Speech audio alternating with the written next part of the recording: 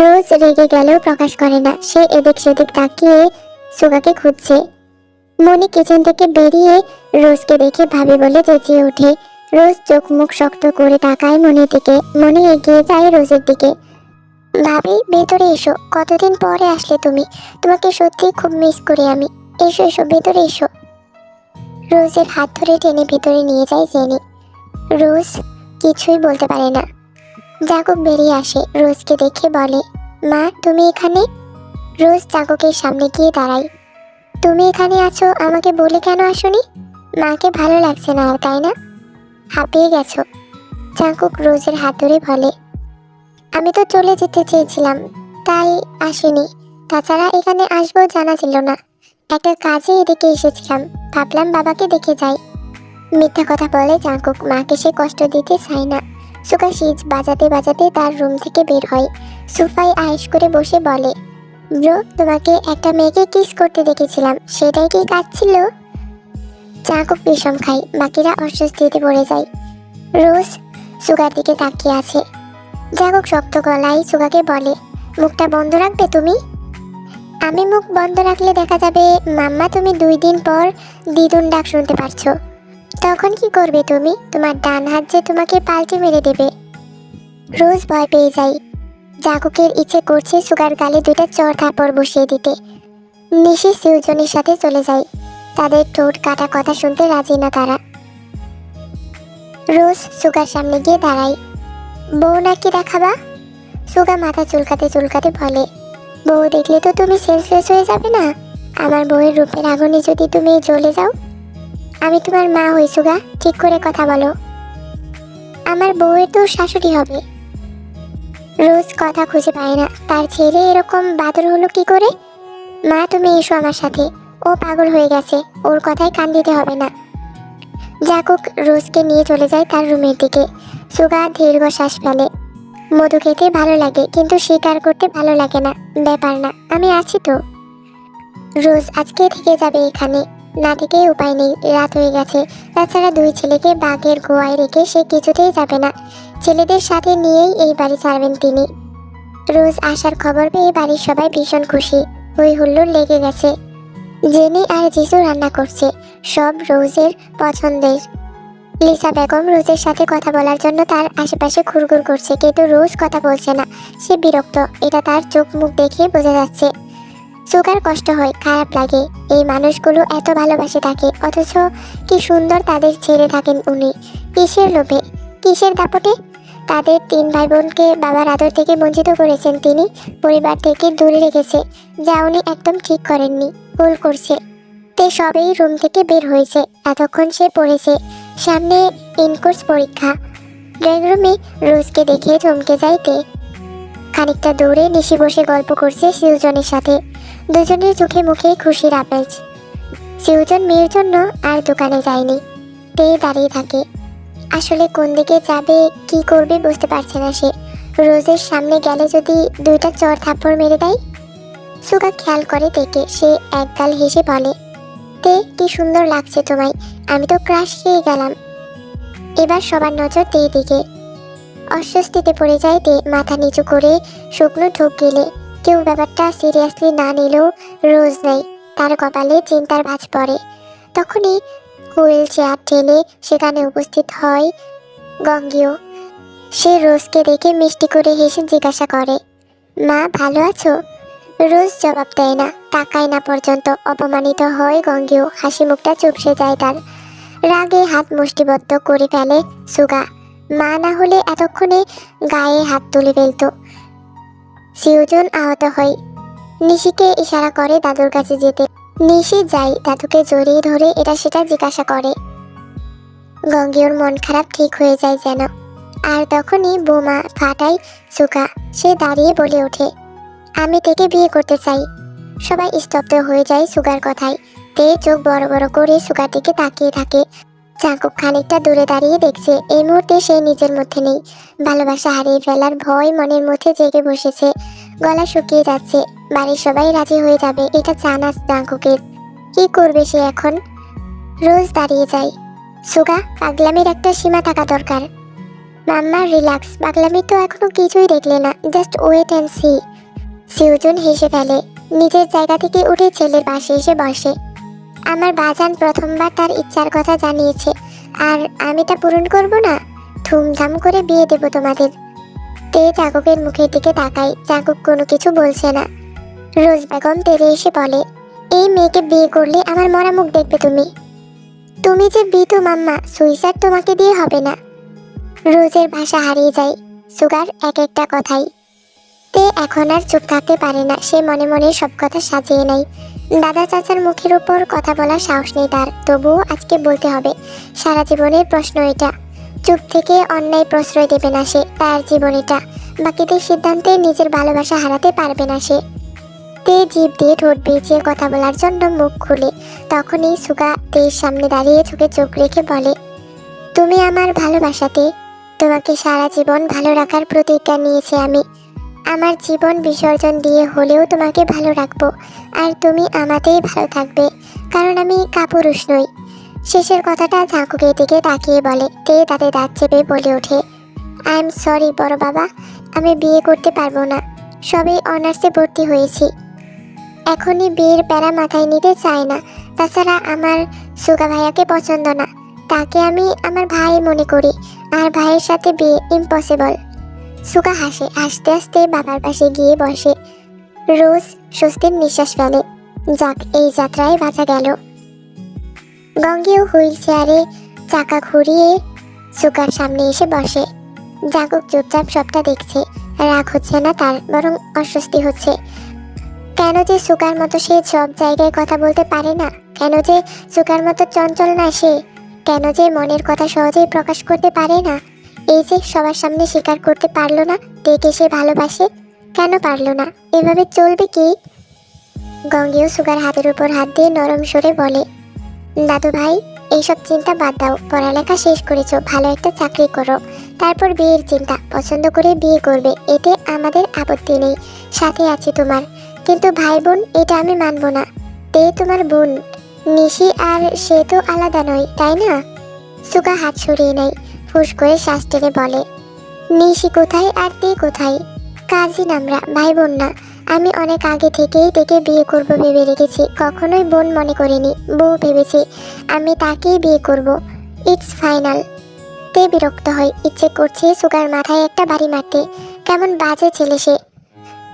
রোজ ফুঁসে উঠে বলে, লজ্জা নেই তোমার? বাবা দাদার সামনে কিভাবে কথা বলছো?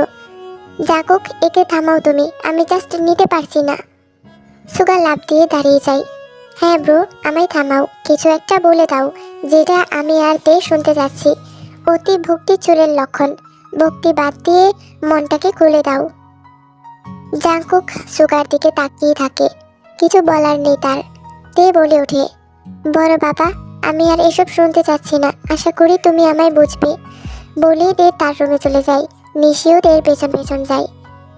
সিউজন দীর্ঘশ্বাস ফেলে, ছেলে প্রথমবার একটা আবদার করলো, কিন্তু সেই আবদারটা পূরণ করতে পারলো না। কেমন বাবা সে, লজ্জা লাগছে তার। রোজ কটমট চোখে তাকিয়ে বলে, এই বাড়িতে আমার থাকার মতো কোনো রুম হবে নাকি, নাকি চলে যাব? গঙ্গেও তাড়াহুড়া করে কিছু বলতে চায়, তখনই সুগা বলে ওঠে, মাম্মা, তুমি চলে গেলে কারোর কিছু আসবে যাবে না, তুমি এতটাও গুরুত্বপূর্ণ না, সো গলা নামিয়ে কথা বলবে। দাদু দাদিমা বাবা তারা তোমার গুরুজন, সম্মান দিতে শেখো। রোজ দমে যায়, লজ্জায় মাথা নুয়ে ফেলে। সুগা আবারও বলে, বাড়িতে কোনো খালি রুম নেই, থাকতে হলে পাপার রুমে থাকবে, এবং তার পায়ে ছুঁয়ে সরি বলবে। তোমার দাপট চলবে না আর, বুড়ো হচ্ছ, 2 দিন পরে কবরে যাবে, একটু তো ভালো কাজ করে যাও। দাঁড়িয়ে দাঁড়িয়ে অপমান সহ্য করা সম্ভব হচ্ছিল না, তাই রোজ গটগট করে চলে যায় সিউজনের রুমে। জাগক সবার আড়ালে হাসে, মায়ের সাথে এইভাবে কথা বলতে হয় না। জানি দাদু, সরি বলে নেব, আর হ্যাঁ, আমি তেকেই বিয়ে করব। সুগা চুল ঠিক করতে করতে চলে যায়। রাতে আর খাওয়া হয় না তের, গলা দিয়ে খাবার নামবে না তার। রুমে দরজা বন্ধ করে বসে আছে। সেহুন একটা কাজে ঢাকা গেছে, ফিরবে কালকে। বাবা থাকলে কষ্টটা কমতো, বাবার সাথে একটু কথা বললে মন ঠিক করতো। তে ব্যালকনিতে গিয়ে দাঁড়ায়, মাকে এক নজর দেখার ইচ্ছা জেগেছে, কিন্তু এমনটা দেখবে ভাবতেও পারেনি। তের বিষাক্ত মনটা আরো বিষিয়ে যায়, কারণ ন্যান্সির চুলের মুঠি ধরে মারছে তার স্বামী। চিৎকার করে কান্না করছে সে, তবুও থামছে না। দ্রুত পেছন ঘুরে দাঁড়ায় তে, চোখ দুটো টলমল করে ওঠে। যতই দোষী হোক, দিন শেষে মা তো, টানটা থেকেই যায়। মাঝে মধ্যে ওনার সামনে দাঁড়িয়ে জিজ্ঞাসা করতে ইচ্ছে করে, কেন করলে এমন? কি পেলে তুমি? কেন আমাকে আর বাবাকে অসহায় করে দিলে? কেন সুখের সংসার ভেঙে দিলে? না ঘুমিয়ে রাত পার করে দেয় তে। রাতে কেউ তাকে দেখতে ডাকতে আসেনি। বাবা থাকলে সবাই ডাকতো, জোর করতো, খাইয়ে দিত। বাবা নেই বলে কারোরই তের কথা মনে নেই। সকাল সকাল দরজা ধাক্কানোর শব্দ পেয়ে তে বিরক্ত হয়। চোখ মুখ কুঁচকে গিয়ে দরজা খুলে। জাগুক চট করে রুমে ঢুকে দরজা বন্ধ করে দেয়। তে বড় বড় চোখ করে তাকিয়ে বলে, আপনি এখানে? জাগুক তের দুই গালে হাত দিয়ে বলে, আমি চলে যাচ্ছি, তুমি একটু পরেই চলে যাবে। তোমার জন্য আমি ওয়েট করব বাজারে। সেখান থেকে কাজী অফিসে চলে যাব। ফোনের চার্জ শেষ, তাই রিস্ক নিয়ে রুমে আসতে হলো। তে মাথা নাড়াই। জাগুক তের কপালে ঠোঁট ছুঁয়ে বলে, আসছি আমি, সাবধানে এসো তুমি। বলেই চলে যায় জাগুক। এ মুচকে আসে, তার মন খারাপ ভালো হয়ে গেছে। এই যে তার মন ভালো করার মেডিসিনকে দেখলো, তার ছোঁয়া পেল। এই মানুষটাকে ছাড়া বাঁচবে না তে। দুটো সেকেন্ড চিন্তাও করতে পারে না এই মানুষটিকে ছাড়া। মায়ায় বেঁধেছে সে তেকে, প্রাণ থাকতে এই মায়া কাটবে না। বিয়ে হলো পবিত্র একটা বন্ধন, এই বন্ধন সারা জীবনের। পরিবারের দোয়া ছাড়া, বাবার সম্মতি ছাড়া এই বন্ধনে আবদ্ধ হওয়া কি উচিত হবে? বড় ভুল হয়ে যাবে না তো? তের মন টানছে না। প্রিয় মানুষটিকে বিয়ে করার একটা সুযোগ এসেছে, সেটাও হাতছাড়া করে দেবে? একদিকে পরিবার, আরেকদিকে ভালোবাসার মানুষ। কোথায় যাবে তে? কাকে বেছে নেবে? কি করবে? তে তেমন ভালো লাগছে না। বন্ধু নেই যার সাথে মনের কথা শেয়ার করবে, বা যাকে মনের কথা খুলে বলবে। এত বড় পৃথিবীতে তে যে ভীষণ একা। ফ্রেশ হয়ে বসে বসে এসবই ভাবছিল তে। তখনই সেহুন একগাল হেসে তের রুমে ঢুকে পড়ে। বড় বড় দুটো টেডি বিয়ার তের বেডে রেখে তের পাশে বসে পড়ে। তের ভাবনায় এতটাই বিভোর ছিল যে তার উপস্থিতি টের পায়নি সে। সেহুন হাত রাখে তের কাঁধে। তে চমকে যায়। বাবাকে দেখে মুখে মুচকে হাসি ফুটে ওঠে। বাবা, কখন আসলে? সেহুন তের মাথাটা নিজের কাঁধের উপর রাখে। এক্ষুনি আসলাম। খেয়েছিস? মাত্র উঠলাম। ঠিক আছে, দুজন একসাথে খাবো। মন খারাপ কেন? তে মলিন হেসে বলে, বাবা আমাকে আরেকটা মা এনে দেবে, যাকে আমি মনের কথাগুলো বলতে পারবো। সেহুন থমকে যায়, চোখ দুটো বন্ধ করে ফেলে। তখনই চোখের সামনে ভেসে ওঠে ন্যান্সির মুখটা। তাদের সম্পর্ক চলাকালীন সময়ের কিছু ঘটনা মনে পড়ে। ভালোবাসাময় দিন, খুনসুটি, তাদের রাজকন্যা হওয়ার সময়। সব কিছু ভাবতে থাকে, সব কিছু ভেসে আসে চোখের সামনে। সেহুন দীর্ঘশ্বাস ফেলে বলে, তোমার ভাগ্য খারাপ সোনা। তোমার মতো এত সুন্দর ফুলকে যে জন্ম দিয়েছে সেই ছেড়ে গেছে। অন্য কেউ আসলে তোমাকে আপন করবে না, আর আমিও পারবো না কাউকে আনতে। তোমার মাও আমি, বাবাও আমি। তে বলার মতো কথা খুঁজে পায় না। বাবা তো ঠিকই বলেছে, ভাগ্য খারাপ তার, কেউ ভালোবাসবে না তাকে, সে অভাগী। বেশ কিছুক্ষণ বাবা মেয়ে চুপচাপ সময়টা উপভোগ করে। মনের মধ্যে দুইজনেরই অনেক কথা জমে আছে, কিন্তু মুখ ফুটে বলতে পারছে না। আমার খিদে পেয়েছে তে। তে বাবার দিকে তাকাই। খিদে তারও পেয়েছে, রাতে কিছু খায়নি বলে খিদেটা বেড়ে গিয়েছে। চলো খেয়ে আসি। তে সেহুনের হাত ধরে খাবার খেতে যায়। সুগা বসেছিল, আজকে সে লাফাচ্ছে না, চুপচাপ বসে আছে খাবার সামনে নিয়ে। নিশি সিউজনের পাশে বসে আছে। রোজ চলে গেছে ভোরেই। রোজকে দিতে গেছে জাংকুক। খাওয়া শেষে সুগা আর নিশি চলে যায়। তে আর সেহুন বসতেই সবাই খেতে শুরু করে। সুগা এক পলকের জন্য তের দিকে তাকায়নি, সে মাথা নিচু করে খাচ্ছে। তে কিছুটা অবাক হয়, এটা কি করে সম্ভব? এই ছেলে এত ভালো হলো কি করে? তবুও খুব একটা পাত্তা দেয় না, নিজের খাওয়ায় মনোযোগ দেয়। নিজের সাথে এক প্রকার যুদ্ধ করে তে বাসা থেকে বেরিয়ে যায়। দুটানা মনটা বলে ওঠে, ভালোবাসা হারিয়ে গেলে আর কখনোই ফিরে পাবে না। যেহেতু আজকে তার বিয়ে হবে, তাই সে শাড়ি পরেছে, টকটকে লাল রঙের শাড়ি। শাড়িটা মায়ের। যাওয়ার সময় সে গোটা কয়েক শাড়ি আর কয়েকটা গহনা ফেলে গেছে, বাদ বাকি সবই নিয়ে গেছে। এমনকি গঙ্গিউর থেকে কয়েক লাখ টাকাও নিয়ে গিয়েছিল। শাড়িটা গায়ে জড়াতেই মামা একটা গন্ধ আসে নাকে। তেয়ের স্পষ্ট মনে আছে তার 8তম জন্মদিনে এই শাড়িটাই পরে তেয়ের সাথে কেক কেটেছিল তিনি। বাবা পরেছিল লাল পাঞ্জাবি আর তে টকটকে লাল ফ্রক। সেই ফটো এখনো তেদের রুমের দেয়ালে টানানো। মানুষ চলে যায় কিন্তু স্মৃতিগুলো কখনোই আমাদের পিছু ছাড়ে না। মায়ের পাতলা কিছু গহনা পরে নেয়, একটুখানি সাজুগুজু করে, তারপর ফোনটা হাতে নিয়ে বেরিয়ে পড়ে। জেনি জিজ্ঞাসা করেছিল কোথায় যাচ্ছিস, তে বলেছে কলেজে। যিশু গেট পর্যন্ত এগিয়ে দিয়েছে তেকে, কপালে চুমু দিয়েছে। লিসা আড়াল থেকে প্রাণ ভরে দেখছে, ইচ্ছে করছিল বুকে জড়িয়ে একটু ভালোবাসা দিতে, কিন্তু পারে না। এত বছর ধরে মেয়েটাকে চোখের বিষ ভেবে এসেছে সে জানে এতে তের দোষ নেই, তবুও সে তেকেই দোষী করেছে। বাজারের পাশে একটা পার্কে অপেক্ষা করছে তে 1 ঘন্টা 2 ঘন্টা 3 ঘন্টা, কিন্তু জাঙ্কুক আসার নাম নেই। কয়েকবার কল করেছে জাঙ্কুককে, কিন্তু ফোন বন্ধ। আবার কান্না পাচ্ছে তের, বুঝে গেছে জাঙ্কুক আর আসবে না। এভাবে ঠকালো তাকে। ভালোবাসা ছিল না একটু, ইমোশন নিয়ে খেলেছে শুধু। কান্না আটকাতে পারে না তে, ফুপিয়ে কেঁদে ওঠে। শিশু পার্ক হওয়াতে আশেপাশে অনেক মানুষই ছিল। তের কান্না দেখে তারা তাকিয়ে থাকে তের দিকে। নর্মাল পার্ক, 2-1টা খেলনা রাখা আর বসার জন্য কয়েকটা বেঞ্চ। গেট নেই কোনো, তাই মানুষ যখন তখন যেখান দিক দিয়ে খুশি ঢুকতে এবং বেরোতে পারে। দুপুর গড়িয়ে বিকেল হয়ে যায়। 6 ঘন্টা একটানা এখানে বসে আছে তে, কাঁদতে কাঁদতে চোখ মুখ লাল হয়ে গেছে তার। পরিপাটি করে খোপা করা চুলগুলো এলোমেলো হয়ে গেছে, মাথা ঝিমঝিম করছে। হাতে থাকা ফোনটা অনেকক্ষণ যাবৎ বেজে চলেছে। স্ক্রিনে বাবার নামটা চলচল করছে, কিন্তু ফোন তুলছে না তে। বিকেল গড়িয়ে এবার সন্ধ্যা হতে চলেছে। সূর্য পশ্চিম আকাশে ঢলে পড়েছে। ন্যান্সি পার্কের পাশে রাস্তা পরিষ্কার করছিল। সে বিকাল থেকে কাজে লেগেছে। এসেছে পর থেকে তেকে এখানে বসে থাকতে দেখেছে। ইচ্ছে করছে এগিয়ে যেতে, কি হয়েছে জিজ্ঞাসা করতে, কিন্তু পারছে না। তাকে দেখলে তে অবশ্যই নরম ব্যবহার করবে না, সুন্দর করে কথা বলবে না। মেয়েটার দুঃখ কমার বদলে বেড়ে যাবে। মাগরিবের আজান দেওয়ার পরপরই তে ঢলে পড়ে যায় বেঞ্চে, একা একা না। তার সামনে দিয়ে একটা মহিলা হেঁটে যাওয়ার সময় কিছু একটা ফেলে তার উপর। তারপর থেকে ঢুলছিল সে, মস্তিষ্ক কাজ করা বন্ধ করে দিয়েছিল এবং কয়েক সেকেন্ডের মধ্যেই ঢলে পড়ে যায় সে। মাটিতে পড়ে যাওয়ার আগেই কেউ একজন তাকে পুরুষালী শক্ত হাত দিয়ে ধরে ফেলে।